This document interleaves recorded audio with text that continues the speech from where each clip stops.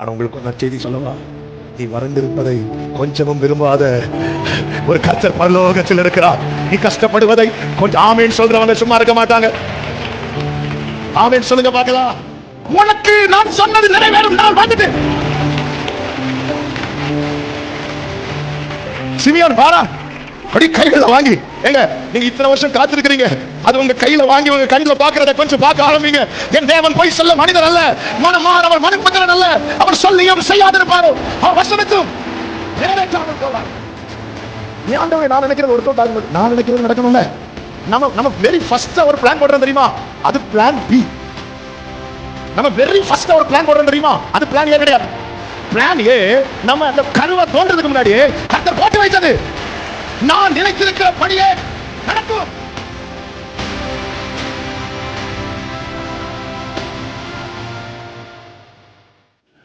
உபாகமம் 1வது அதிகாரம் 6, 7, 8 வசனங்களை பார்க்கும்போது வாசியுங்கள்.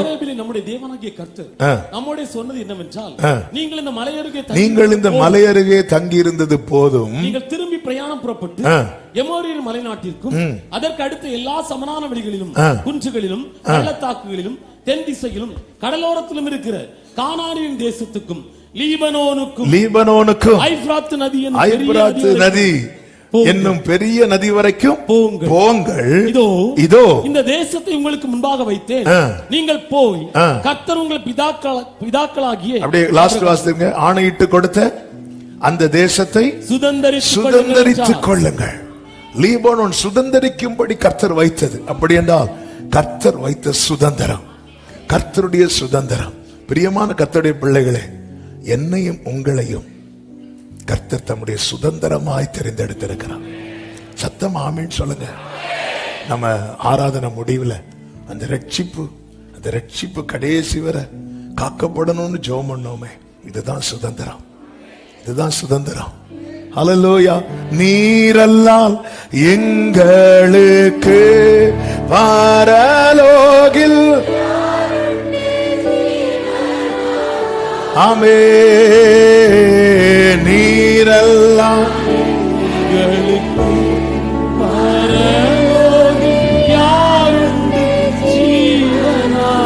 வலது கரத்தை உயர்த்தி கண்களை ஏறெடுத்து, நீர் நன்றி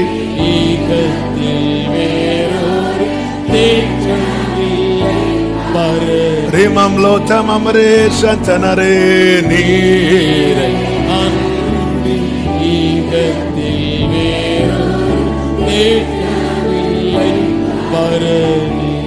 பிரசங்கமா கேட்கிறவங்க எப்படி வேணாலும் இருந்து கேட்டுருங்க. ஆனா இது எனக்கான ரேமான்னு கேட்கிறவங்களோடு இன்னைக்கு சில காரியங்களை கர்த்தர் பேச விரும்புகிறார். ஆமேன் சொல்லுங்க பார்க்கலாம். எத்தனை பேர் இன்னைக்கு கர்த்தர் என் கூட பேச விரும்புறார், இன்னைக்கு என் கூட தான் பேச போறார். ஆமேன் சொல்லுங்க பார்க்கலாம். ஹல்லேலூயா. இது கர்த்தருடைய சுதந்திரம்.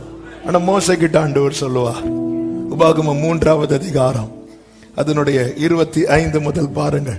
நான் கடந்து போய் யோர்தானுக்கு அப்புறத்தில் உள்ள அந்த நல்ல தேசத்தையும் அந்த நல்ல மலையையும் லீபனோனையும் பார்க்கும்படி உத்தரவு கொடுத்தருளும் என்று வேண்டிக் கொண்டேன். இந்த சம்பவம் நமக்கு தெரியும்.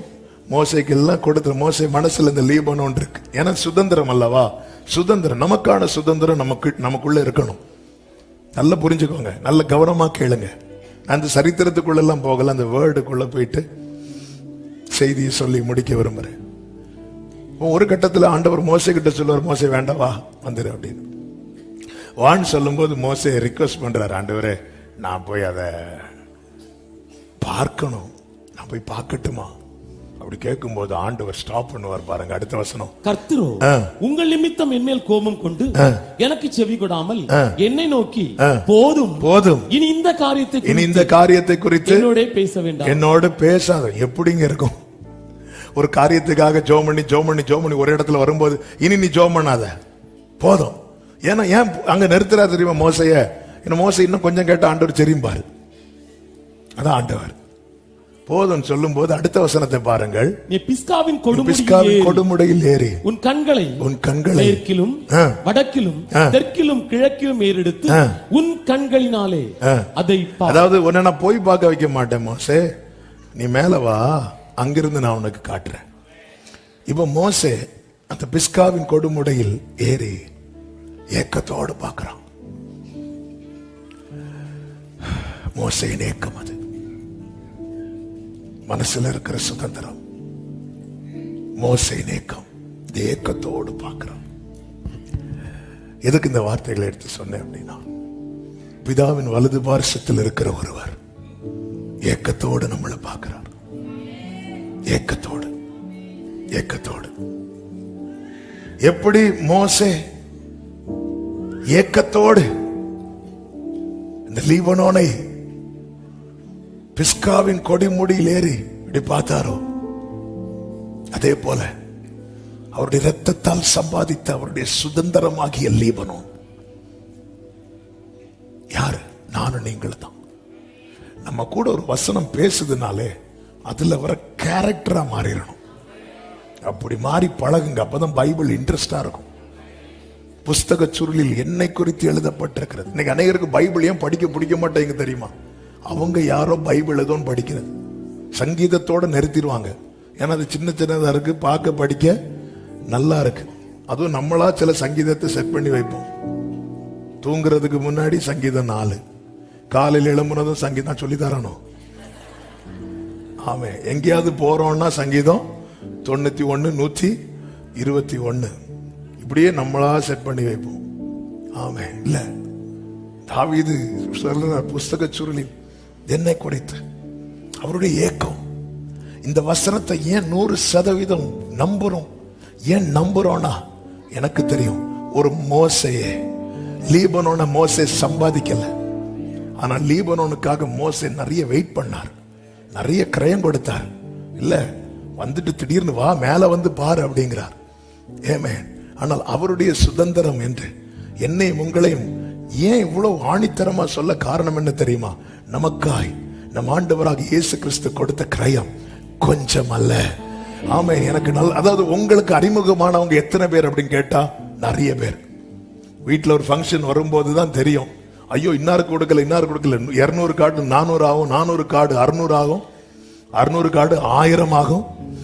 வந்து நிக்கிறது 3000 பேர். அங்க வாங்க, மனசுல சொல்ல ஒண்ணு நான் கூப்பிடவே இல்லை, உனக்கு மட்டும்தான் நான் கூப்பிட்டேன். ஊரே கூட்டிட்டு தரது 10 ரூபா, ஆனா 10 பேர் வந்துட்டு. அறிமுகமானவர்கள் அநேகர். அந்த அறிமுகமானவர்கள்ல நமக்கு சொந்தங்கள் என்று சொல்லுகிறவர்கள்ல ஃபில்டர் ஆகும்ல. நமக்கு நெருங்கினவர்கள் வரும்போது இன்னும் ஃபில்டர் ஆகும். அப்படி வந்து பார்த்தா நம்ம ரொம்ப நல்லா இருக்கணும் அப்படின்னு நினைக்கிறவங்க எத்தனை பேர் இருப்பாங்க? நம்ம நல்லா இருக்கிறத பார்த்து பழகின எத்தனை பேர் கட் பண்ணி இருக்கிறாங்க? ஆனா உங்களுக்கு ஒரு நற்செய்தி சொல்லவா? நீ வறண்டிருப்பதை கொஞ்சமும் விரும்பாத ஒரு கர்த்தர் பரலோகத்தில் இருக்கிறார். நீ கஷ்டப்படுவதை கொஞ்சம் ஆமேன் சொல்றவங்க சும்மா இருக்க மாட்டாங்க. ஆமேன் சொல்லுங்க பார்க்கலாம். கைகளை உயர்த்தி சொல்லுங்க. நான் என் நேசருடையவன், அவர் பிரியம். நல்ல கவனமா கேளுங்க. அதனாலதான் சொல்றார், இந்த லீபனோன் செழிப்பான வயல்வெளியாகும், செழிப்பான வயல்வெளியாகும். சபிக்க வந்த பிழையாம் சொல்றான், ஏய் இஸ்ரவேலை ஆசீர்வதிப்பதே கர்த்தருக்கு பிரியம். அதான் அவருக்கு பிரியம். பிரியம் நன்மை செய்யறதுல அவர் அவ்வளவு சந்தோஷமா இருக்கிறாராம். ஆண்டவருக்கு என்ன பிடிக்கும் தெரியுமா? ஆமே, எந்த தகப்பனுக்கும் என்ன பிடிக்கும் அப்படின்னா, தன் பிள்ளைய தோள் மேல தூக்கி வைக்க. தகப்பனுக்கு மட்டும்தான் அது பிடிக்கும். தோல்ல கை போட்டு நடக்க நிறைய பேர் இருப்பாங்க, ஆனா தோல்ல தூக்கி வைக்கிறதுக்கு தகப்பனுக்கு மட்டும்தான் பிடிக்கும். தகப்பனுக்கு மட்டும்தான் முடியும். தகப்பனை மட்டும்தான் பிள்ளை நம்பும். என் பொண்ணு ஃபர்ஸ்ட் பொண்ணு ஜாஃபியா 1.5 வயசு 2 வயசுக்குள்ள இருக்கும்போது நாகர்கோயில் ஒரு பார்க்ல அவளை ஃபர்ஸ்ட் டைம் கூட்டிட்டு போறேன். கூட்டிட்டு போய் அதுல ஸ்லைடு இருக்குல்ல, அதுல அப்படி தூக்கி மேல வச்சுட்டு கையெடுத்துட்டேன். சர்ன்னு சரிக்கு வாரா. ஃபர்ஸ்ட் டைம்னால அவ பயந்துட்டா. பயந்து நான் அப்படி கை வச்சு தூக்கிட்டேன். 2வது வாட்டி வச்சேன், தூக்கிட்டேன். இப்போ அவளுக்கு அந்த பயம் போயிட்டு இப்போ அவளுக்கு அது திரும்ப திரும்ப டாடி அகைன் அகைன் அகைன். ஏன்னா அவளுக்கு இப்ப என்ன நம்பிக்கை தெரியுமா? மேல இருந்து வந்து கீழே லேண்ட் ஆகுறதுக்குள்ள அப்பா தூக்கிடுவாங்க. ஆமா, அப்படி 2-3 வாட்டி பண்ணிட்டு இருக்கும் போது ஆண்டவர் என்கிட்ட பேச ஆரம்பித்தார். உன் பிள்ளைக்கு உன் மேல இருக்கிற நம்பிக்கை உனக்கு என் மேல இருக்கான்னு கேட்டார். நான் சில இடத்துல இருந்து ஒன்ன விட்டா விடுங்க, ஆவன் சில இடத்துல பழக்க வைக்கிறதுக்கு ஆண்டவர் அப்படிதான் பண்ணுவார். அந்த இடத்துல வரும்போது அந்த கை இல்ல, ஃபர்ஸ்ட் அட்டெம்ப்ட்ல நான் மட்டும் தவற விட்டுருந்தேன்னு வைங்களேன், அடுத்து அப்பாடா அப்பாடான்னு சொன்னாலும் அப்பாடான்னு சொல்லிட்டு போயிடுவாப்ல. அப்ப அந்த பிள்ளைகளுக்கு நம்பிக்கை வந்து அந்த தகப்பன் இடத்துல தோளுக்கு மேல பிள்ளைய தூக்கி ஃபேனை தொட வைப்போம்ல, சிலதெல்லாம் தொட வைப்போம் தெரியுமா? அது பிள்ளை தொட்டு பார்க்கறதுல அந்த பிள்ளைக்கு முகத்துல இருக்கிற சந்தோஷத்தை விட தூக்குற தகப்பன் அந்த சந்தோஷத்தை பார்த்து அந்த தகப்பனுக்கு அவ்வளவு மகிழ்ச்சி. எதுக்கு இதை சொல்றேன் தெரியுமா? உன் வேதனைகளை அறிந்திருக்கிறார். என்று முகம் வாடியா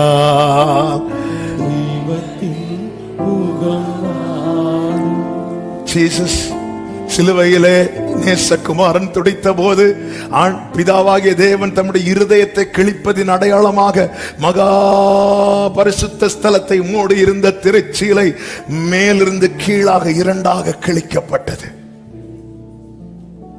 தூதர்கள்லாம் கெத்செமனே தோட்டத்தை கவர் பண்ணி நிக்கிறாங்க. ஹல்லேலூயா. ஏக்கம், அவருடைய ஏக்கம், இயேசுவின் ஏக்கம் என்ன தெரியுமா? நம்முடைய ஏக்கம் இயேசு இப்படி மாறிடணும். இயேசுவின் ஏக்கம் யாருன்னா நாம, நம்முடைய ஏக்கம் இயேசுவா மாறணும். இப்படி ஒரு மாற்றம் சபைக்கு வருவதாக சத்தமா ஆமென் சொல்லுங்க பார்க்கலாம். லீபனோன் கொஞ்ச காலத்துல லீபனோன் செழிப்பான வயல்வெளியா மாறணும்னா இப்போ லீபனோனுடைய கண்டிஷன் என்ன?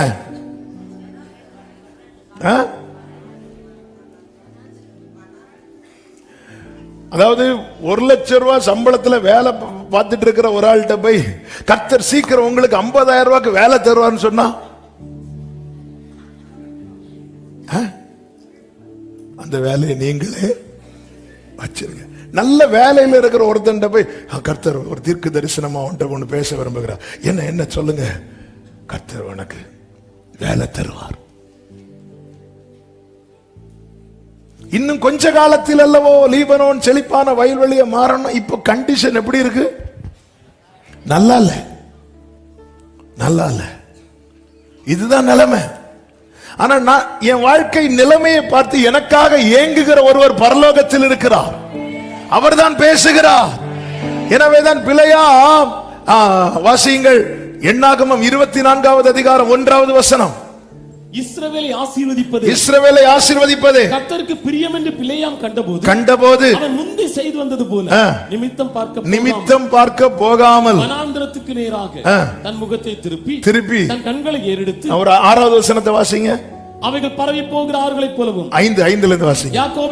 யாக்கோபேவின் கூடாரங்கள் இஸ்ரவேலின் வாசஸ்தலங்கள் எவ்வளவு அழகானது. எதை பார்த்து பேசுறான்? ஆல்ரெடி நம்ம இந்த வார்த்தையை சில வாரங்களுக்கு முன்பதாக தியானிச்சதுனால அது ரொம்ப போகல. வனாந்திரத்தை பார்த்து பேசுறான். ஏன்னா ஆண்டவருடைய பிரியத்தை பார்க்கிறான். இன்னைக்கு இப்படி இவன் வனாந்திரத்தில் இருக்கிறான், இருக்கட்டும் அப்படி நினைக்கிறவரே கிடையாது. இவன் கண்ணீர்ல இருக்கிறானா, இருக்கட்டும் அப்படி நினைக்கிற ஒரு தேவனை அல்ல நான் ஆராதிக்கிறது. என் அழுகையை சந்தோஷமாய் மாற்றுகிறவர், என் புலம்பலை ஆனந்த களிப்பாய் மாற்றுகிறவர், என் துக்கத்தை எத்தனை பேர் நாமேன்னு சொல்லுவீங்க? ஹல்லேலூயா. ஆனா இப்பொழுதைய லீபனோனின் நிலை என்ன தெரியுமா? அதுதான் அதே 29வது அதிகாரத்துல இப்படி சொல்லப்பட்டிருக்கிறது. ஆமென். அதனுடைய 8வது வசனத்தை வாசிங்க. அது பசியா இருக்கிறவன் தான் புசிக்கிறதாக சொப்பனம் கண்டும் விழிக்கும் போது அது வெறுமையா இருக்கிறது போலவும் தாகமா இருக்கிறவன் குடிக்கிறதாக சொப்பனம் கண்டும் விழிக்கும் போது விடாய்த்து தவனத்தோடு இருக்கிறது போல இருக்கிறதா. கவனிங்க, பாக்குறீங்களா? பசியா இருக்கிற வீட்டுல சாப்பாடு கிடையாது. நைட்டு தூங்கும் போது ட்ரீம் என்ன தெரியுமா? நல்லா சாப்பிட்டு பிரியாணி எல்லாம் சாப்பிட்டு போதும் இதுக்கு மேல சார் ஒரு பழம் இல்ல, அந்த கேப்ல பாயசம் குடிச்சிட்டேன். இப்படி சொப்பனம் கண்டு கண் விழிக்கும் போது திருப்பிய வீட்டுல ஒண்ணுமே இல்லை. ஐயோ ஒண்ணே இல்லைன்னு சொல்லிட்டு திருப்பி கண்ணை மூடின அந்த சொப்பனம் வருமா? சிலர் எழும்பி திருப்பி படுப்பாங்க. ஏன்னா விட்ட சொப்பனத்தை திரும்ப பாக்குறதுக்கு. தாகமா இருக்கிற வீட்டுல தண்ணி இல்லை, ஆனா கனவுல என்ன தெரியுமா? தண்ணியில குடிக்கிறது என்ன, குளிக்கிறது என்ன, ஆனா விழிக்கும் போது அதே தாகம். சர்ச்சில் இருக்கும்போது வார்த்தை வரும்போது இப்போ பானையில எண்ணெய் குறையல, மாவு குறையல. ஆமேன். வீட்டுல போனா எத்தனை பானை எடுத்து மாத்தி வைக்கணும், எத்தனை பானை எங்க கொடுக்கும், ஐயோ இவங்க வந்த 2 பானை தூக்கிட்டு போயிருவாங்களே, பிளான் எல்லாம் பயங்கரமா இருக்கும். வீட்டுல போய் பார்த்தா இதான் நிலைமை. வார்த்தை கேட்கும் போது, ஆகஸ்ட் ஜெபத்துல ஒவ்வொரு வார்த்தையை கேட்கும் போது இப்போ கொடி எடுத்து எங்க நாட்டுறதுக்கு இடத்தை பார்த்துட்டு இருக்கிறோம். ஆமென். ஆனா ரியாலிட்டி, என்னுடைய தரிசனங்கள் எல்லாம் நான் திருப்தியா இருக்கிறது போல இருக்கிறது. ஆனா நான் இருக்கிறதோ, எனக்கு வருகிற ரேமா, எனக்கு வருகிற தரிசனம், எனக்கு வருகிற சொப்பனம் எல்லாமே பார்த்தா, யோசேப்பு கண்ட சொப்பனம் என்ன? தலைவர் மட்டும் மேல, மீதி எல்லாரும் கீழே. அடுத்த நாள் என்ன? யோசேப்பு கீழே, மீதி 10 பேரும். என்ன ஆண்டவரே இது? நான் கண்ட சொப்பனம் என்பது நான் சாப்பிட்டு திருப்தியா இருக்கிறேன், மீதி எல்லாரும் சாஷ்டாங்கம் விழுந்து கிடக்குறாங்க. இப்ப எல்லாருக்கும் முன்னாடி நான் விழுந்து கிடக்கிறேன். விழுந்து கிடந்துட்டு சொப்பனம் சொல்லும் போது எப்படி சொல்லியிருப்பார் யோசேப்பு? அதாவது நான் நேற்று ஒரு சொப்பனம் பார்த்தேன், நீங்க எல்லாரும் என்ன வணங்கிட்டு இருந்தீங்க. இப்ப குழியில தூக்கி போட்டுட்டு இவங்க 10 பேர் பார்க்கும்போது உள்ள, அண்ணா அண்ணா பிளீஸ், ஏதோ சொப்பனம் பார்த்திடலாம் பிளீஸ். இதான் நிலைமை. அவன் என்னாண்டவரே, அப்ப இதெல்லாம் வெறும் சொப்பனமா? இதெல்லாம் வெறும் சொப்பனமா? இங்கதான் ஆண்டவர் சபைக்கு சொல்ல விரும்புகிற வார்த்தை. 14வது வசனம். ஆதலால் இதோ இதோ நான் அற்புதமும் ஆச்சரியமுமான பிரகாரமாக இந்த ஜனங்களுக்குள்ளே சத்தமா ஆமென் சொல்லுங்க பார்க்கலாம். அவர்களுடைய ஞானிகளின் ஞானம் கெட்டு அவருடைய விவேகிகளின் விவேகம் மறைந்து போகும் என்று ஆண்டவர் சொல்லுகிறார். அதன் அர்த்தம் என்ன? நம்முடைய ஞானம் எல்லாம் இதுல ஒண்ணுமே கிடையாது. கர்த்தருடைய செயல் எந்த இடத்துல, அதாவது எந்த ரேஞ்சுக்கு கொண்டு வந்து விடுறார் தெரியுமா? அதனுடைய 10வது வசனத்தை வாசிங்க. கர்த்தர் உங்கள் மேல் நித்திரையின் ஆவியை வர பண்ணி உங்கள் கண்களை அடைத்து, கண்ணை அடைச்சு கொண்டு விட்டுறார். நான் இந்த சரித்திரத்துக்குள்ள போகல,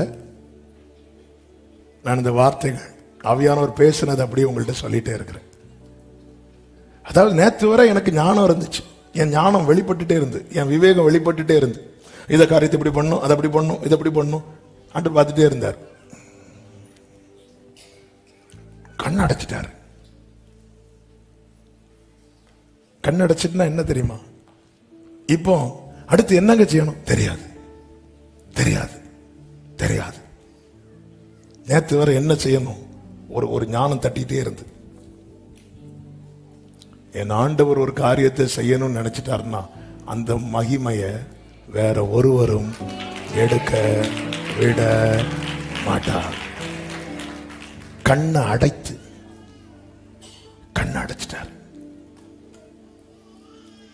எப்ப கண்ணை திறப்பார்? 17, 18 வாசிங்க. இன்னும் கொஞ்ச காலத்தில் அல்லவோ லீபனோன் செழிப்பான 18. அக்காலத்திலே எல்லாரும் சொல்லுங்க, எல்லாரும் சொல்லுங்க. எக்காலம்?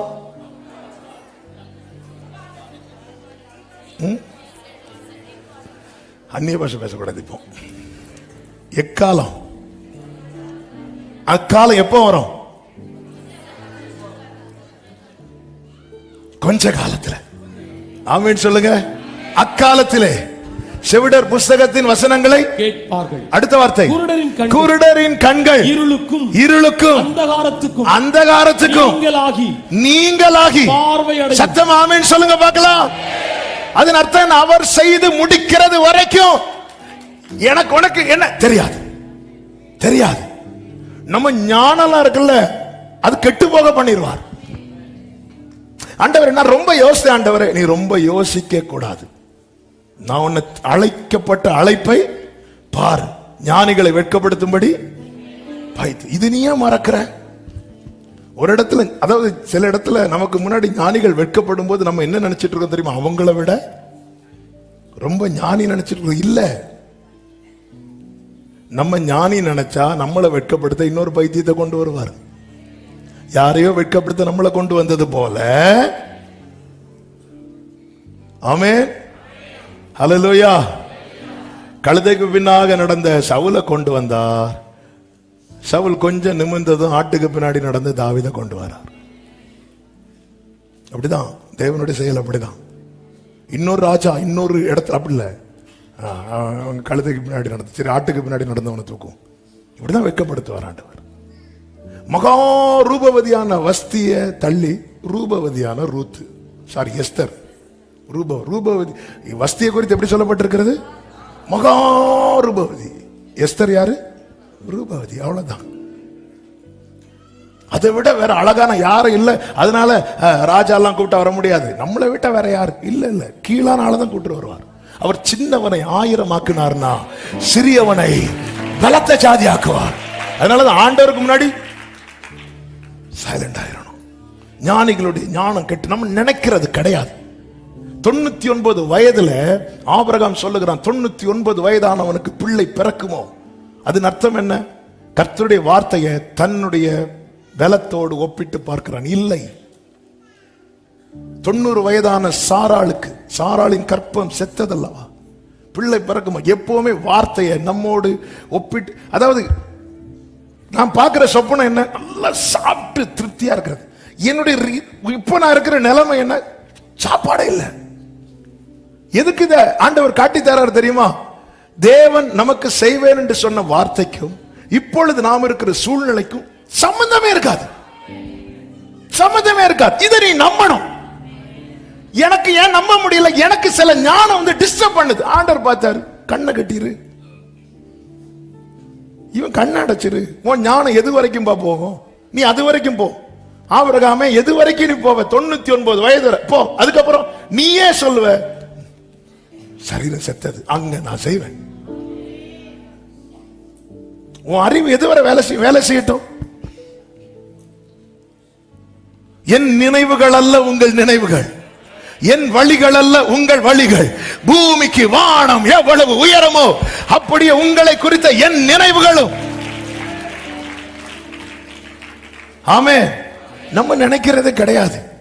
நம்ம இங்க இருந்து ஆமேன்னு சொல்லிட்டு வீட்டுக்கு போகும், பானையில எண்ணெய் குறையாது, மாவு குறையாதுன்னு சொல்லிட்டு போகும்போது, ஆமே இப்படி போகும்போது பிள்ளை வந்து அம்மாட்ட, அம்மா அப்ப நம்ம வீட்டுல ஒரு குறையும் வராது இல்லாம சும்மா இரு. அவர் அப்படிதான் சொல்லுவார், நீ வீட்டுக்கு வா, அது எப்படி குறையாம இருக்கும்? எடுக்க எடுக்க இந்த அறிவு இருக்குல்ல, இது கெட்டு போகுமா? நிறைய இடத்துல அதான் ஆண்டவர் நம்புவதற்கு ஏதுவல்ல. ஆமென். ஒரு குறிப்பிட்ட கிராமத்தை குறித்து ஒரு செய்தி படித்தேன். கொரோனா நாட்களிலே பயமே இல்லாம அந்த பட்டணத்தார் வாழ்ந்தார்கள். அங்க ஒரு மரணமும் இல்லை, ஒரு பயம் கிடையாது. அவ்வளவு, அதாவது வேர்ல்டே ஸ்தம்பித்து பயந்து தங்களை அடைத்துக் கொண்டு மறைவிடங்களில் ஒளித்திருக்கிறது போல ஒளித்துக் கொண்டு பக்கத்து ரூமில் இருக்கிற ஒய்ஃபை போன் பண்ணி கூப்பிட்டு, ஹலோ எப்படி இருக்க? நான் இப்ப ரொம்ப நல்லா இருக்கேன், நீ அப்படியே இருந்துரு அப்படி சொல்ற அளவுக்கு எல்லாம் தள்ளி தள்ளி இருக்கிற இடத்துல ஒரு குறிப்பிட்ட கிராமம், ஒரு மலைப்பகுதியில் இருக்கிற ஒரு கிராமத்துல ஒரு ஆளுக்கு ஒரு பாதிப்பு இல்லை, சந்தோஷமா இருந்தாங்க.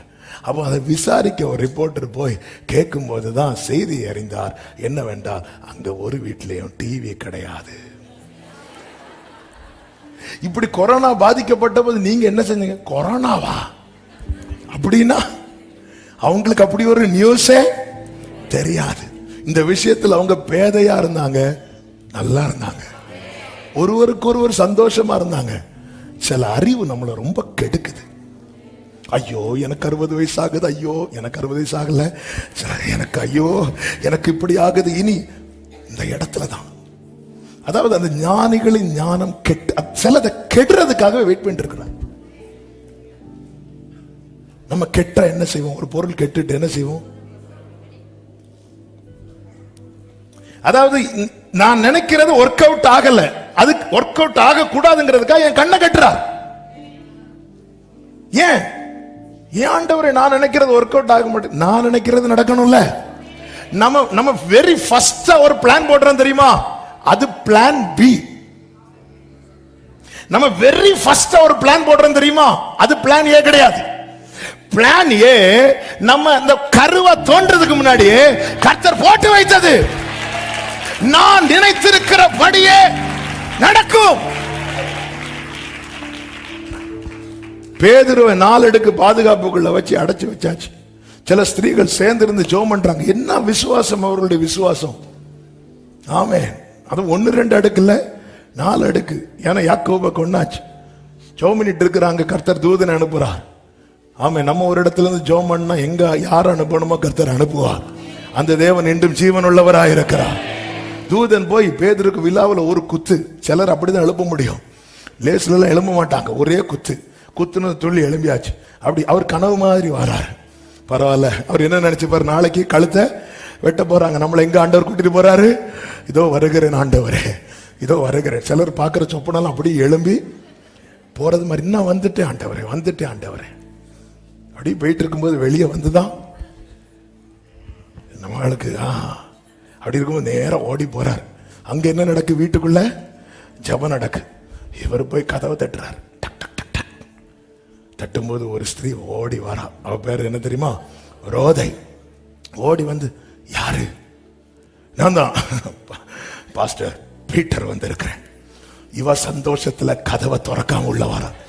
அதாவது இன்னொரு லாக்கு கூட போட்டுட்டு நேரம் வந்து அங்க லீடர்கிட்ட சொல்றாங்க, சிஸ்டர் இப்படி நம்ம ஜோமன்னால பேதுரு வந்திருக்காங்க. நீ சும்மா இருப்பியா? பேதுருவாவது என்ன ஒரு விசுவாசம்! அப்ப நினைவு சொல்லுது இது நடக்காது. ஆனா ஜோம் பண்ணிட்டு இருக்கிறோம் நிறைய காரியத்துக்கு.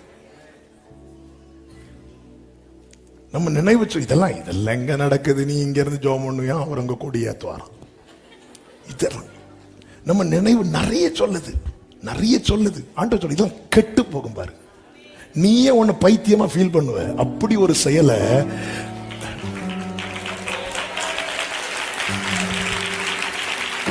என்னால் ஒன்றும் கூடாதென்று என்னை நான்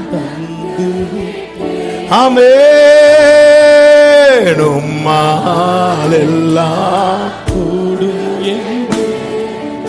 உம்மை நான் நம்பி உள்ளேன். எல் ஷடாய்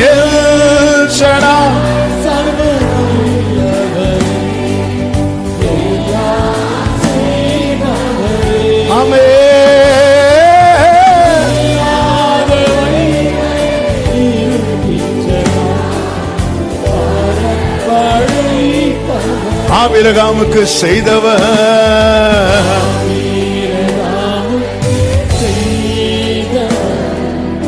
எனக்கும்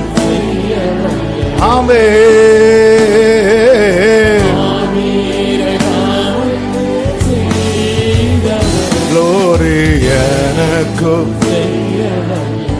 அற்புதமும் ஆச்சரியமுமான பிரகாரமாக ஒரு அதிசயத்தை செய்வேன். அற்புதமும் ஆச்சரியமும், அதாவது தேவனுடைய செயல்கள் எல்லாமே அப்படிதான்.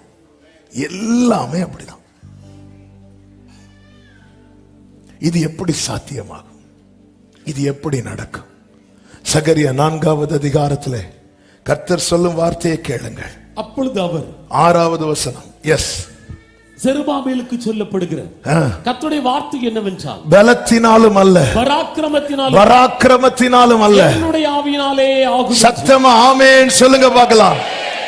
பலத்தினால் பராக்கிரமத்தினால் ஆகும். நாங்க நம்முடைய ஞானம் கை கொடுக்கும். நான் எவ்வளவு யோசித்தோம், ஆமென் ஆக மாட்டேங்குது ஆண்டவரே. நமக்கு அதனால என்ன ஆகுது அப்படின்னு தெரியுமா? நம்ம பல வார்த்தைகளை நம்மளால ஏற்றுக்கொள்ள முடியல, ஆமென் சொல்ல முடியல. பாருங்க, மரியாள் இடத்துல கர்த்தர் தம்முடைய தூதன் கேப்ரியலை அனுப்பும் போது கேப்ரியல் சொல்ற, நீ கர்ப்பவதியாகி ஒரு குமாரனை பெறுவாய், அவருக்கு இயேசு என்று பெயரிடுவாயாக என்று லூக்கா 1வது அதிகாரத்தில் சொல்லும் போது மரியாள் என்ன கேட்கிறாங்க? 34வது வசனம். அதற்கு மரியாள் தேவதூதனை நோக்கி, இது எப்படி ஆகும்? இது எப்படி ஆகும்? நம்முடைய அறிவு சொல்லும் வாய்ப்பே இல்லை. ஏன்னா இன்னும் புருஷனை அறியவில்லை. இது சான்ஸே கிடையாது. இந்த இடத்துல மனுஷனுடைய ஞானமும் விவேகமும் சொல்லும் வாய்ப்பே இல்லை. அப்படி சொல்லும் போது கேப்ரியல் சொன்ன முதல் வார்த்தை என்ன தெரியுமா? 35:30 தேவதூதன் அவளுக்கு பிரதியுத்தரமாக, பரிசுத்த ஆவி உன்மேல் வரும். அவ்வளவுதான். பலத்தால் செய்ய பல கேள்விகளோடு இருக்கிறோமா? இது எப்படி ஆகும்? இது எப்படி ஆகும்? அதாவது மகனுக்கு ஒரு கிளாஸ் தண்ணி கூட கொடுக்க திராணி இல்லாத நிலை வந்தபோது ஆகார் பிள்ளையை ஒரு செடி கீழே படுக்க வைத்துக் கொண்டு தள்ளி போய் அழுதாள். கர்த்தர் அவள் கண்களை திறந்து ஊற்றை காண்பித்துக் கொடுக்கிறார். கண்களை திறந்து ஊற்றை திறக்கவில்லை, ஊற்றை திறந்து கண்களை திறக்கிறார். ஏற்கனவே அந்த ஊற்று திறக்கப்பட்டது. ஒரு நாள் இதை மெடிடேட் பண்ணும்போது ஆவியானவர் பேசின வார்த்தை, ஆண்டவர் இவளுக்கு இந்த ஊற்று நீங்க எப்போ திறந்திருப்பீங்க? அப்படி வைத்து மெடிடேட் பண்ணிட்டு இருக்கும் போது ஆவியானவர் பேசினார். நான் அவகிட்ட ஒரு நாள் பேசினேன் பாரு, அந்த பிள்ளை வயிற்றுல இருக்கும் போது பேசினேன் அல்லவா, அப்பொழுது இன்னொரு இடத்துல ஊற்ற ரெடி. இன்னைக்கு கர்த்தர் இங்க நம்மள்ட்ட பேசிட்டு இருக்கிறார்னா நமக்கான நன்மையை இன்னொரு இடத்துல கர்த்தர் ஆயத்தப்படுத்தி வைத்திருக்கிறார். அங்க அவளை கொண்டு வந்து சேர்க்கிறதுக்கான சிச்சுவேஷனை கர்த்தர் கிரியேட் பண்ணுவார். நம்ம என்ன நினைக்கிறது? சாராள் ரொம்ப மோசம், சாராள் ரொம்ப நல்லவங்களா இருந்திருந்தா அந்த ஊற்றை நீ பார்த்திருக்க மாட்டேன். இந்த பெனினால் ரொம்ப மோசம், பெனினால் ரொம்ப நல்லவளா இருந்திருந்தா நீ சர்ச்சுக்கு வந்திருக்க மாட்டேன். எல்கானா கொடுத்ததை வச்சு தின்னு தின்னு இல்ல. சிலரை ரொம்ப மோசம் நினைக்கிறோம் தெரியுமா? அதெல்லாம் சிலருக்கு ஆண்டவர் அப்படிதான் கான்ட்ராக்ட் கொடுத்து விட்டுருப்பார், நமக்கு தெரியாது. அதனாலதான் கர்த்தர் அப்படி பெயர்சபா வனாந்திரத்திலே அவள் அலைந்து திரிந்து ஒரு அம்பு எய்யும் தூரத்தில் போய் உட்கார்ந்து இருந்து ஓன் அழும்போது ஆண்டவர் ஏழுற அவளுக்கு பதிலே இல்லை. ஆண்டவர் கண்ணை திறக்கிறார், கண்ணை கட்டிட்டாரு. அடுத்து என்னன்னு தெரியலையா, அப்படி ஒரு நிலைமை கொண்டு வந்துட்டாரு அவங்கள. இன்னும் கொஞ்ச காலம் என் வாழ்க்கையில கர்த்தர் ஒன்றை செய்ய போகிறது கொஞ்ச காலம் பக்கத்துல வந்துட்டு என்பதின் அடையாளத்துல ஒன்று என்ன தெரியுமா? என் கண்ணை கட்டுறது. ஆமே ஆமே ஹல்லேலூயா. நான் எவ்வளவோ யோசித்து பார்த்தேன், வரல. எப்படி வரும்? யோசித்து பார்த்து வந்ததெல்லாம் தானே இவ்வளவு வாங்கி வச்சிட்டு இருக்கிறோம். ஒன்னு தெரியல ஆண்டவரே. உலர்ந்த எலும்புகள் நிறைந்த பள்ளத்தாக்கு நடுவில் எசேக்கியேலை கொண்டு போய் நிறுத்தி இந்த எலும்புகள் உயிரடையுமா? கர்த்தாவே நான் நிலையற்றவன், என் கால்களை ஸ்திரமாக. எனக்கு தெரியல. நம்முடைய ஞானத்தின்படி நிறைய பிளான் பண்றோம். நான் திருப்பி சொல்றேன், ஃபர்ஸ்ட் சர்வீஸ்ல இந்த வேர்டு சொல்லல, ஆனா கீழே போய் உக்காந்து இதை திருப்பி மெடிடேட் பண்ணும்போது ஆவியானவர் பேசின வார்த்தை, நீ ஃபர்ஸ்ட் ஒரு பிளான் போட்டுறல. அதுதானே நம்ம பிளான் ஏ அப்படிம்போம். அது ஒர்க் அவுட் ஆகலைன்னா அடுத்து பிளான் பி, பிளான் சி, அப்படி போயிட்டே இருக்கும் இல்ல. ஆனா சொல்ல, நீ ஃபர்ஸ்டா போட்ட பிளான் இருக்குல்ல, அது பிளான் ஏ கிடையாது, நான் போட்டிருக்கிற ஒண்ணு. என் ஆண்டவர் எவ்வளவு நல்லவர், நான் நினைத்திருக்கிறபடியே நடக்கும். அதனாலதான் நம்ம பிளான்லாம் ஒர்க் அவுட் ஆகலைன்னா புரிஞ்சுக்கோங்க, அது கூட மேட்ச் ஆகல. ஆமே. பரலோகத்தில் ஆல்ரெடி ஒரு பிளான் சாங்ஷன் ஆகி இருக்கு. அதனாலதான் நான் கொண்டு போற ஃபைல் எல்லாம் டைட்டில் பார்க்கும் போதே ஜான்சன் தூக்கி தூரப்படு, இன்னொரு ஃபைல் அங்க உள்ள பொய்யாச்சு. ஆமே. ஒரு இடத்துல விசா அப்ளை பண்ணும்போது எனக்கு ஒரு 3 மாசத்துக்கு விசா கொடுக்குறாங்க. நேம் கொடுத்தாச்சு, பாஸ்போர்ட் கொடுத்தாச்சு, பாஸ்போர்ட் நம்பர் கொடுத்தாச்சு, நேம் கொடுத்தாச்சு, டேட் ஆஃப் பர்த் எல்லாம் கொடுத்து விசா முடிச்சு கையில் வருது. கையில் வரும்போது நேம்ல ஸ்பெல்லிங் மாறி இருக்கு, 1-2 மாறி இருக்கு. திருப்பி அப்ளை பண்ணலான்னு பார்த்தா 3 மாசத்துக்கு நீ ஒன்றும் பண்ண முடியாது. ஏன்னா மீதி எல்லாம் எப்படி இருக்கு? மேட்சா இருக்கு. ஆல்ரெடி பண்ணியாச்சு.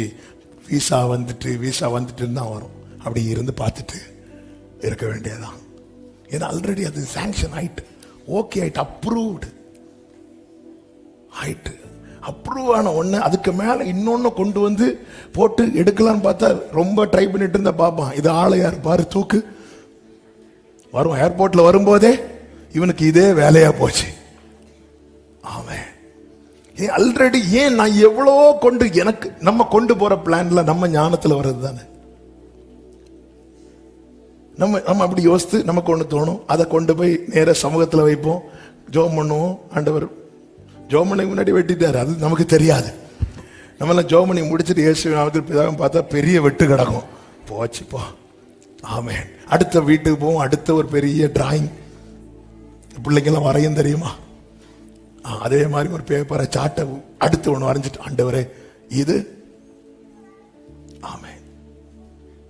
ஆண்டவர் கேப்ரியல்ட்ட சொல்லுவார், அந்த அந்த அந்த அடுப்புல இதை போட்டுரு, முடிஞ்சு. இன்னும் ஆண்டவரே உனக்கு ஒரு பிளான் அப்ரூவ் ஆகி மேல இருக்கு. ஆண்டவர் எனக்கு தெரியல, அதுதான் அதற்கு அடையாளம். இது எப்படி ஆகும்? பரிசுத்த ஆவி உன்மேல் வரும். ஏசாயா 32:15 அப்படித்தானே சொல்லப்பட்டிருக்கிறது. உன்னதத்திலிருந்து நம்மேல் ஆவி ஊற்றப்படும் மட்டும் அப்படியே இருக்கும். அப்பொழுது வனாந்தரம் செழிப்பான வயல்வெளியாகும். திட்டங்கள் தருபவரும் நீர்தானையா, செயல்படுத்தி மகிழ்பவரும் நீர்தானையா. பாடுங்க தெரிஞ்சவங்க.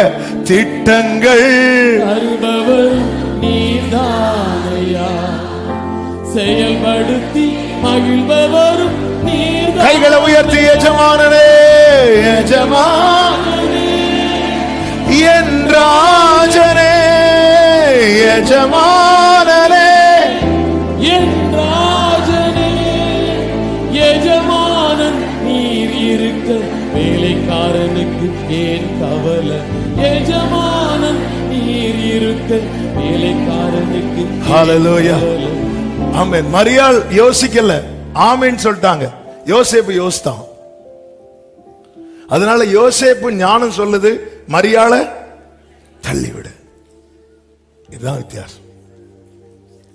ஏங்க இப்படி ஒரு பிரச்சனை ஆயிட்டுன்னு வைங்களேன். இதெல்லாம் பிராக்டிக்கலா வந்து அதான் மரியாதை வந்து தூதனை வச்சு முதலே வாழ்த்துறதுக்கு ரீசன் என்ன தெரியுமா? நீ பாக்கியவதி.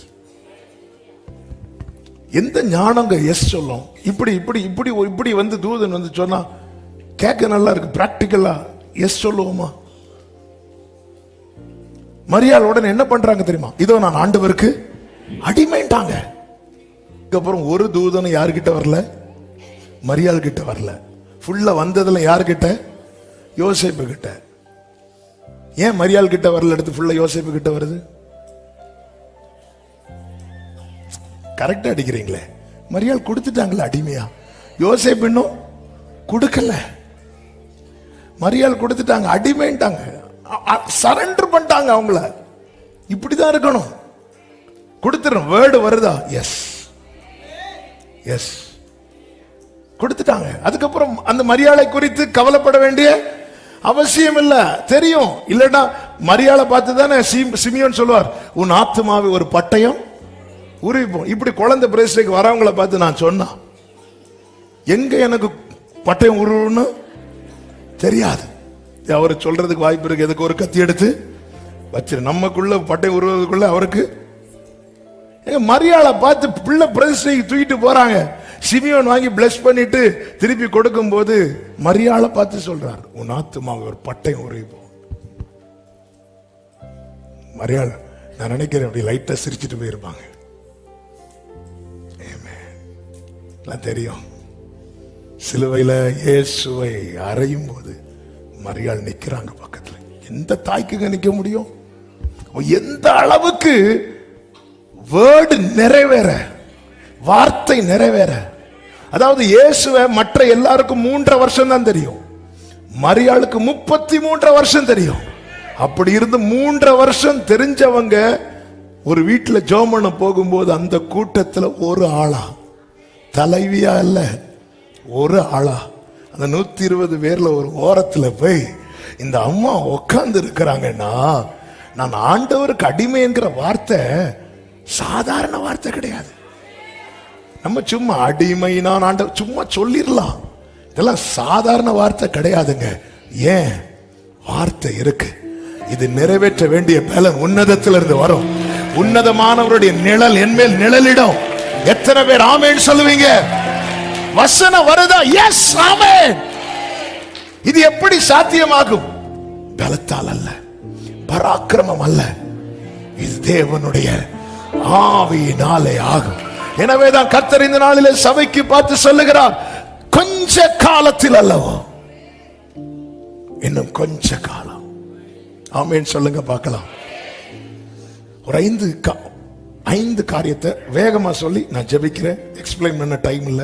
1, இந்த கொஞ்ச காலத்தை எப்படி நம்புறதுக்கு அப்படி கேட்கிறவர்களுக்கு அப்படி கேள்வி எழும்புகிறதுனால ஒரு 5 காரியம். 1, காலங்களையும் சமயங்களையும் நிர்ணயித்தவர் கர்த்தர். சத்தம் ஆமென் சொல்லிடணும். ஆமென். காலங்களையும் சமயங்களையும் ஆதியாகமம் 1:14 வேகமா வாசிங்க. பின்பு தேவன் பகலுக்கும் இரவுக்கும் வித்தியாசம் உண்டாகத்தக்கதாக வானம் என்கிற ஆகாய விரிவிலே இடர்கள் உண்டாக கிடவது. அவைகள் அடையாளங்களுக்காகவும், ரொம்ப வேகமா ஓடுறீ, அவைகள் அடையாளங்களுக்காகவும் காலங்களையும் நாட்களையும் வருஷங்களையும் குறிக்கிறதற்காகவும் இருக்க கிடவது என்றார். அவ்வளவுதான். ஆண்டவர் தான் செட் பண்றார். காலங்களையும் நாட்களையும் வருஷங்களையும் குறிக்கிறதற்காகவும் இருக்க கடவது. நம்முடைய லைஃப்ல எல்லாத்தையும் செட் பண்ணி வச்சிருக்கிறார். அதாவது சவுல் சாமுவேலை தேடி வர்றதுக்கு ஒரு நாளைக்கு முன்னாடி சவுல்ட்ட ஆண்டவர் சொல்லுகிற வார்த்தை, சாமுவேல்ட்ட 1 சாமுவேல் 9:15-16 16வது வசனம், நாளை இந்நேரத்திற்கு பென்யமீன் நாட்டானாகிய ஒரு மனுஷனை உன்னிடத்திற்கு அனுப்பு. அது யாரு? சவுல். இந்த சம்பவம் நமக்கு நன்றாய் தெரியும். இதே போல இன்னொரு சம்பவம் வேதத்தில் சொல்லப்பட்டிருக்கிறது. நல்ல கவனிங்க. கொர்நேலியு வீட்டுக்கு பேதுரு அனுப்பணும். அதற்கு கர்த்தர் என்ன செய்தார் தெரியுமா? கொர்நேலியுட்டையும் பேசுறார், பேதுருட்டையும் பேசுறார். 2 பேர்ட்டையும் பேசி 2 பேரையும் சந்திக்க வைக்கிறார். இதுவும் அற்புதம் தான். ஆனா அதை விட பெரிய அற்புதம் என்ன தெரியுமா? இங்க கர்த்தர் சாமுவேல்ட்ட சொல்றார், நாளைக்கு இந்த நேரத்துக்கு ஒருத்தனை நான் அனுப்புவேன் சொல்லிட்டு கர்த்தர் சவுலை எப்படி அனுப்புறார் தெரியுமா? கழுதை ஆல்ரெடி காணாம போயிட்டு, தகப்பனுடைய கழுதை சவுல் தேடிட்டு இருக்கிறார். தேடும் போது கழுதை கிடைக்கல. சவுல் கூட இருக்கிற வேலைக்காரர்கள்ட்ட சொல்றாங்க, இப்போ சவுல் ஒரு பிளான் பண்றார் பாருங்க. என்ன பிளான் பண்றாருன்னா, கழுதையை கவலை விட்டுட்டு இப்போ தகப்பன் நம்மை குறித்து கவலைப்படுவார், நம்ம வீட்டுக்கு போவோம். சவுல் ஒரு பிளான் பண்றார். அப்ப கூட இருக்கிற வேலைக்காரன் சொல்றான், இல்ல இங்க ஒரு தீர்க்கதரிசி இருக்கிறார், அவர்கிட்ட போவோம். அந்த பிளான் அங்க பாதிக்கப்படுது. அடுத்து சவுல் சொல்றார், இங்க பாருப்பா, தீர்க்கதரிசிகள் வெறுமையா போக கூடாது, இதான் காணிக்க கொண்டு போனோம், என் கையில காணிக்க இல்லை. அடுத்த தடை வருது. உடனே வேலைக்காரன் சொல்றான், இல்ல என் கையில இவ்வளவு காசு இருக்கு, இதை வச்சு கொடுத்துடலாம் அப்படின்னு. சில நேரத்தில் நம்ம கூட இருக்கிற ஆட்களை வச்சே தடுப்பாங்க தெரியுமா?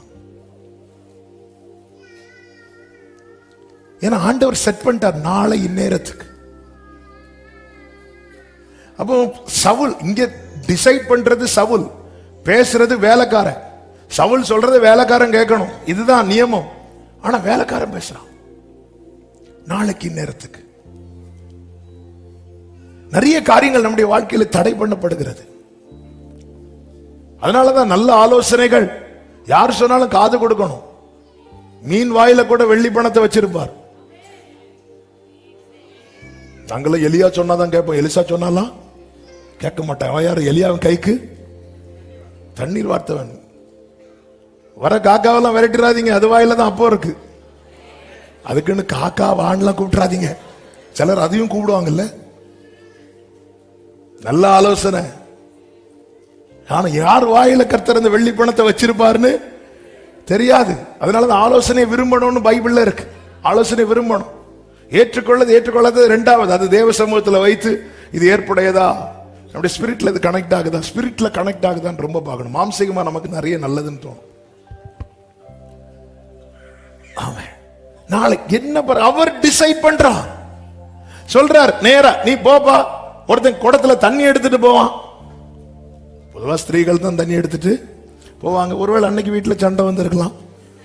உங்களுக்கு வேணா நீங்க தண்ணி எடுத்து வாங்க. எல்லாம் தற்செயல் கிடையாது. இவரு போறாரு, தண்ணி எடுத்துட்டு போறாரு. அவன் பின்னாடி போ, அந்த வீட்டுல தான் நான் இன்னைக்கு பஸ்கா ஆஸ்கரிக்கு போறேன். இவன் அன்னைக்கு தண்ணி எடுக்கலன்னா சண்டை வரும் வீட்டுல. குடத்தை தூக்கிட்டு போவாரு. நம்ம பார்த்ததெல்லாம் சமாரிய ஸ்திரீ தான் குடத்தை தூக்கிட்டு. இங்க பார்த்தா ஒரு புருஷன் குடத்துல தண்ணி எடுத்துட்டு வரார். சில காரியங்கள் நம்முடைய வாழ்க்கையில் நடக்கிறது. உன் மேல காட்ஸ் பிளான் இருக்குன்னா உன் வாழ்க்கையில நடக்கிறது ஒன்றும் தற்செயல் கிடையாது. தேவன் நிர்ணயித்தது. காலத்தையும் சமயத்தையும் நிர்ணயிக்கிறவர், 2 காலங்களையும் சமயங்களையும் மாற்றுகிறவர். தானியேல் 2:21 சொல்லப்பட்டிருக்கிறது. அவர் காலங்களையும் சமயங்களையும். அவ்வளவுதான். எசேக்கியேலுக்கு டைம் முடிய போகுது. எசேக்கியேல் ஓன்னு அழுறார். கிளாக்க பின்னாடி ஓட வைக்கிறார். கிளாக்கு பின்னாடி ஓடுமாங்க. கிளாக்னா அந்த டைம், நேரம் முன்னாடி தான் போயிட்டு இருக்கும். வேர்ல்டு கிளாக்கோட கண்ட்ரோலரே அவர்தான். சூரியன் மறைய போகுது. யோசுவாக்கு யுத்தம் முடியல. ஆண்டவர்ட்ட பேசுறார். ஆண்டவர் என்ன பண்ண? அந்த சூரியனை நிக்க சொல்ல, அது நிக்கும். காலங்களையும் சமயங்களையும் மாற்றுகிறவர். 3வது, நம் காலங்கள் கர்த்தருடைய கரத்தில் இருக்கிறது. சத்தம் ஆமென் சொல்லுங்க பார்க்கலாம்.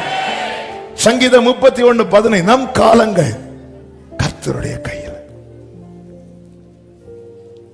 பவுல் கையில ஒரு பாம்பு கடிச்சு, அப்போஸ்தலர் 28 பாம்பு கடிச்சதும் ஜனங்கள் என்ன சொல்லுவாங்கன்னா, இவன் தான் எல்லாத்தையும் காரணம். பாம்பு கடிச்சிட்டு சரி என்ன செய்யணும், அந்த விஷத்தை எடுப்போமா, அப்படியெல்லாம் யாருக்கும் யோசனை வராது. யோசனை வரதெல்லாம் எப்படி தெரியுமா? இவன் ஏதாவது பண்ணிருப்பான். அடுத்து அவங்க இப்படி எல்லாரும் சுத்தி நின்று பார்த்துட்டு இருக்கிறாங்க. எதுக்கு பார்த்துட்டு இருக்கிறாங்க தெரியுமா? அவன் இப்ப எப்படி சாவு, சும்மா சாவு கிடையாது. வீக்கங்கண்டு அவன் சாக போறான், அல்லது சடுதியா விழுந்து சாவான் என்று அவர்கள் பார்த்து கொண்டிருந்தார்களாம். காலம் கர்த்தருடைய கையில். பவுலே ஒரு இடத்துல சொல்லுவாரு, எங்களுக்கு நேரிட்ட சோதனையில மரணம் வரணும்லாம் எதிர்பார்த்தோம், தப்பு வைத்தார். காலம் கர்த்தருடைய கையில். டொமிஷியன் யோவானுக்கு கொடுத்த மரண தண்டனை தான் பத்மு தீவுல தூக்கி போட்டது. அங்க வந்து கர்த்தர் கையை காட்டி கொடுக்கிறார். இங்க பாரு, ஏன் டொமிஷியனால உன்னை கொல்ல முடியல தெரியுமா? மரணத்தின் திறவுகோலும் பாதாளத்தின் திறவுகோலும் என் கையில இருக்கு. நம் காலங்கள் கர்த்தருடைய கருத்துல. 4, அவர் ஏற்ற காலத்திலே தீவிரமாய் நடப்பிப்பார். சத்தமாமேன்னு சொல்லுங்க. ஏசாயா 60:22, சின்னவன் 1000 சிறியவன் பலத்த ஜாதிமாவா, கர்த்தராகிய நான் ஏற்ற காலத்திலே இதை தீவிரமாய் நடப்பிப்பேன். குறித்திடும் வேளை உயர்த்திடுவார், கிறிஸ்துவின் கரத்தில் அடங்கி. அதாவது ஒரு பிள்ளை வயிற்றுல இருந்தா பிள்ளை பிறக்கிறதுக்கு டாக்டர்ஸ் ஒரு டேட் கொடுப்பாங்க தெரியுமா? நம்ம ஊர்ல மேக்சிமம் அதுக்கு மாறிதான் பிறக்கும். ஆமென். பிள்ளை எப்போ பிறக்கும்? தேவன் கொடுத்த டேட்ல. நான் மியான்மர் போகும்போது ஒரு சாட்சி கேட்டேன். எனக்கு அவங்க புத்திர பாக்கியம் இல்லாம இருந்தாங்க. அவங்க நம்ம ஆன்லைன் பாக்குறவங்க பார்த்து அவங்க வந்து என்ன பண்ணாங்கன்னா, ஜோமணி ஆண்டவர் வந்து கற்பந்தரிக்க வைத்தார். கற்பந்தரிக்க வச்சு நேர போயாச்சு. அதுக்கப்புறம் பார்த்துட்டு இருக்கிறாங்க. அப்போ வந்து செய்தி வேளையில் ஏதோ ஜூலை 7 அப்படி ஏதோ ஒரு வேர்டு வந்து வாயில வந்துட்டு அவங்க அதை ரேமாவை பிடிக்கிறாங்க. பிடிச்சி வச்சுட்டு அப்போ ஜூலை 7 தான் எனக்கு டெலிவரி அப்படின்னு சொல்லிட்டு அவங்க அதை வச்சு, அதான் சொல்றேன்ல, நம்ம அறிவுக்கு இடம் கொடுக்க வார்த்தை மேல என்ன வராது? நம்பிக்கை வராது. நேரா போய் செக் பண்ணும்போது டாக்டர்ஸ் சொல்றாங்க, ஜூலை 2ஆம் தேதி உங்களுக்கு டேட்டு, மேக்சிமம் அதுக்கு முன்னாடி தான் இருக்கும், 2ஓ 3ஓ டேட்டு, அது தாண்டாது அப்படின்னு டாக்டர் சொல்றாங்க. இவங்க இல்ல ஜூலை 7. யாரு சொன்னா? இது அவங்கள்ட்ட சொல்ல முடியுமா? எங்கள்கிட்ட கர்த்தர் சொன்னார். அது இப்படி நாகர்கோயில் ஒருத்தர் சொன்னார், சொல்ல முடியுமா? இப்படி ஜூலை 7 அது இல்லை. கரெக்டா ஜூலை டாக்டர் கொடுத்த டேட் ஜூலை 1ஆம் தேதி ஆகுது. 2 3ஆம் தேதிக்கு முந்தின நாள் வரும்போது பெயின் வர ஆரம்பிச்சிட்டு நேர பெயின் வந்துட்டுனாலே ஹாஸ்பிட்டலில் தூக்கிட்டு போயிடுவாங்க. ஹாஸ்பிட்டலில் கொண்டு போயாச்சு. கொண்டு போயிருக்கிறான். டாக்டர் இப்படி சிரிக்கிறானாம். வா, எந்த டாக்டர் சொன்னார்? ஜூலை 7. வா வந்து உக்கார். நேரா இருந்தாச்சு. பெயினாகி வெயிட் பண்ணி இருக்கிறாங்க. குழந்தை வரும்னு பார்த்தா பெயின் போயிட்டு டாக்டர் சொன்னாங்க வீட்டுக்கு போகணும். 7ஆம் தேதி வந்தாங்க டெலிவரி.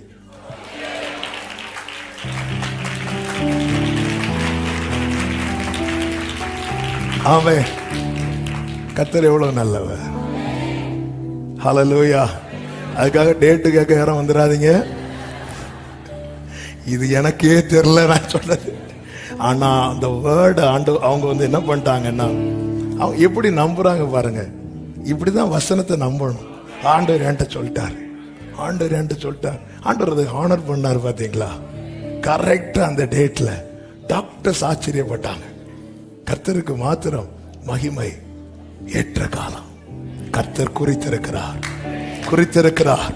அதனாலதான் வேதம் சொல்லுகிறது, ஏற்ற காலத்தில் அவர் உங்களை உயர்த்தும்படிக்கு அவருடைய பலத்த கைக்குள்ளே அடங்கி இருங்கள். 5ஆவதாக, காலம் சமீபிக்கிறதை அறிந்து கொள்ளுங்கள். என்ன அதன் அர்த்தம்? 99 வயதுல ஆபிரகாம் சொல்றாரு, என் முன்னாடி நடந்து கொண்டு உத்தமனாயிரு. சீஷர்கள்ட்ட ஆண்டவர் சொல்றாரு, எருசலேமை விட்டு பிதா கொடுக்கிற வாக்குத்தத்தத்தை பெறும் வரைக்கும் நீ எங்கேயும் போயிடாத. அதன் அர்த்தம் என்ன? காலம் பக்கத்துல வந்துட்டு உன் வாழ்க்கையில சொல்ல வேண்டியதை சொன்னதெல்லாம் நிறைவேறதுக்கு நீ அங்க எங்கேயும் போயிடாத. என் சமூகத்துல நீ இருக்கணும். என் பார்வையில நீ இருக்கணும்.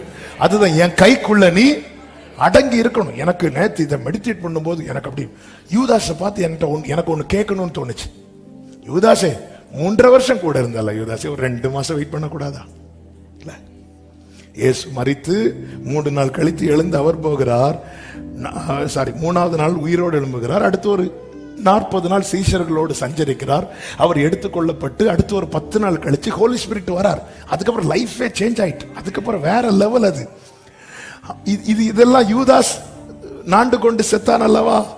அவன் செத்து 2 மாசத்துக்குள்ள நடக்கு. 2 மாசத்துக்குள்ள டோட்டலா சேஞ்ச் ஆகுது. டோட்டலா சூழ்நிலை மாறுது, லைஃப் ஸ்டைல் மாறுது. கதவை அடைச்சிட்டு இருக்கிறவன் இப்ப வெளியே வந்து ஹீரோ மாதிரி நிக்கிறான்.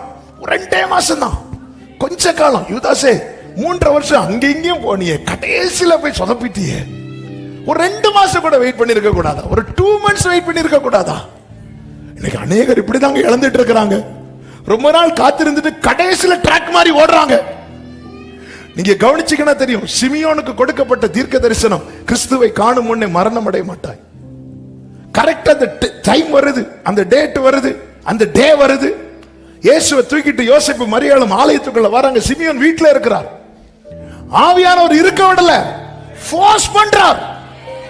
இருக்க விடல. டைமிங் மிஸ் ஆக கூடாது.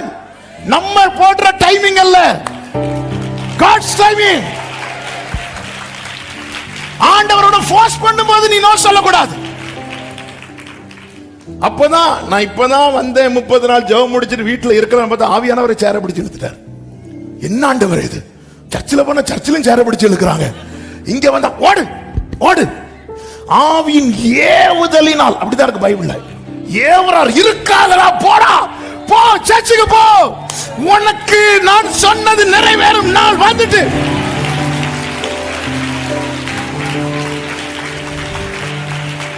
சிமியோன் பாரா அடி கைகளை வாங்கி, ஏங்க நீங்க இத்தனை வருஷம் காத்திருக்கிறீங்க, அது உங்க கையில வாங்கி உங்க கண்ணுல பாக்குறத கொஞ்சம் பார்க்க ஆரம்பிங்க. என் தேவன் பொய் சொல்ல மனிதர் அல்ல, மனமார் அவர் மனுபுத்திரன் அல்ல. அவர் சொல்லியும் செய்யாதிருப்பாரோ, அவர் வசனத்தும் நிறைவேற்றாமல் போவாரோ. சமூகத்தில் இருக்கணும், பார்வையில் இருக்கணும், பிரசனத்தை விட்டு விலகிடக்கூடாது. அதனாலதான் தாவீது சொல்ற, தீங்கு நாளில் என்னை கூடாரத்தில் மறைத்து, அவர் உள்ளே வச்சிருக்க, இருப்பா எங்கேயும் போயிடாத, உட்கார்ந்துரு, டைம் வரும். எலியாவே போய் ஒளித்துக்கொள், நான் சொல்ற இடத்துல தான் இருக்கணும், என் பார்வையிலே இருக்கணும், பார்வையிலே இருக்கணும், பார்வையிலே இருக்கணும். வேலை வரும், வேலை வரும். ஆகாது என்று தள்ளின கல் அத்தனை கண்கள் காண அது தலைக்கல் ஆகும். இது கர்த்தராலே ஆகும். இது நம்முடைய கண்களுக்கு. ஆமென் சொல்லுங்க பார்க்கலாம். அன்று நம்மை பாட வைப்பா. இது கர்த்தர் உண்டு பண்ணின நாள், இதிலே களிகூர்ந்து மகிழ கடவோம். இன்னும் கொஞ்ச காலத்தில் அல்லவோ லீபனோன் செழிப்பான வயல்வெளி. எல்லாரும் கண்களை மூடி. ஆண்டவரே, இதுவரை என்ன பிடிச்சு நிக்க வச்சுட்டீங்கப்பா. கடைசியில நான் ஓடிடக்கூடாது. கடைசியில ஓடிடக்கூடாது. நீங்க போதும் ஏசப்பா. உங்க சமூகம். ஒரு விஷயம், உங்க வலது கரத்தை உயர்த்தி இடது கரத்தை இருதயத்தில் வச்சு, ஆண்டவரே, நான் கேட்ட வார்த்தைக்கும் நான் இருக்கிற நிலைமைக்கும் சம்பந்தமே இல்லைன்னு உங்களுக்கு தெரியும். நான் பார்க்கிற தரிசனம்லாம் சாப்பிடுறது மாதிரி பார்க்கிறேன். ஆனா வீட்டுல அடுத்த வேலை நினைக்கும் போது நெஞ்செல்லாம் வலிக்குது. நான் என் வீட்டு நிலைமை வேற, இங்க வந்திருந்தா நீங்க பேசுறது வேற, சம்பந்தமே இல்லாம இருக்குப்பா. என் ஞானத்துக்கு எட்ட மாட்டேங்குதுப்பா.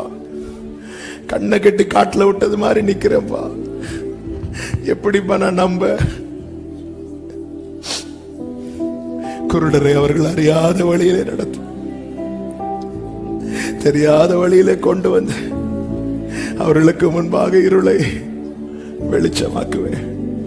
இன்னைக்கு ஆண்டவர் ஒண்ணு எனக்கு தெரியும், சில உள்ளங்களோடு டைரக்டா ஆயிரங்கள் இருந்து கேட்டாலும் சிலர்ட்ட பர்சனலா,